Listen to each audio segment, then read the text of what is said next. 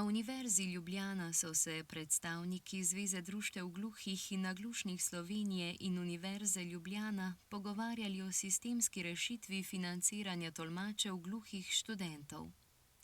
Doslej je stroške tolmača za gluhe študente poravnala Univerza Ljubljana, vendar želijo, da jih prevzame država oziroma Ministrstvo za visoko šolstvo. Zveza društev gluhih in naglušnih Slovenije že vrsto let bije bitko za boljšo dostopnost gluhih študentov na univerzitetni ravni.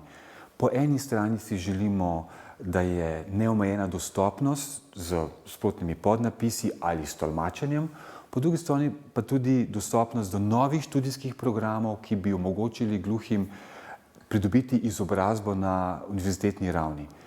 Se pa žal vse te sistemske rešitve, ki so sprejete in urejene, zatakne pri financiranju. Največjo težavo trenutno vidimo samo v tem, na kakšen način zagotoviti sredstva, da bodo študentje in študentke, ki so vključeni v redni študijski proces, imeli zagotovljeno tolmača in tolmača v vseh procesih, ne samo v študiju, ampak tudi ob študijskih dejavnostih.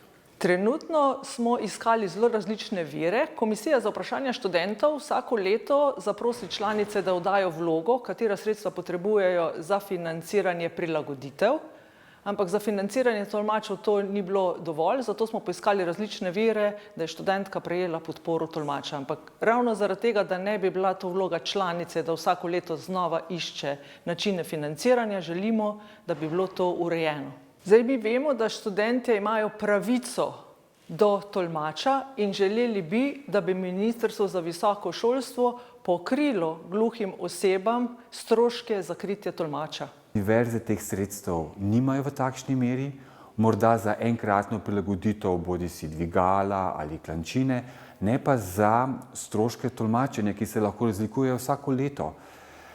V luči tega, da se bodo kmalu odprli novi študijski programi, ki bodo zelo privlačni za gluhe, se napoveduje večji vpis gluhih študentov na Univerzi v Ljubljani, kar lahko povzroči hud pritisk na univerzo glede pokritja stroškov. Mi že danes iz drugih univerz dobivamo informacije, da se fakultete soočajo z iskanjem stroškov pokritja tolmačenja.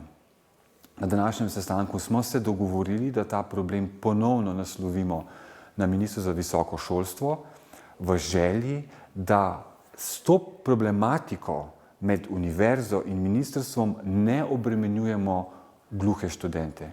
Gluhi študenti ne smejo čutiti tega bremena fakultet, kajti lahko se nam zgodi, da bodo fakultete začele iskati možnosti, da zavračajo vpisovanje gluhih študentov in tega mi ne želimo.